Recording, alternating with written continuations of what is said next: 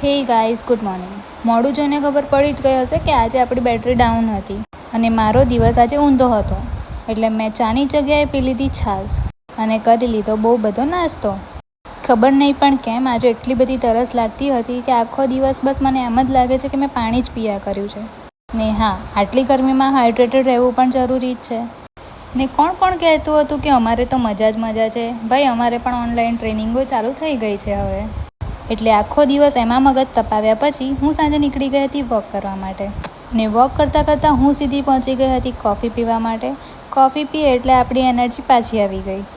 ઘરે આવીને મેં લઈ લીધું મસ્ત મજાનું ડિનર અને જમ્યા પછી આવી કેરી મળી જાય તો મજા વળી જાય. સાચું કીધું ને?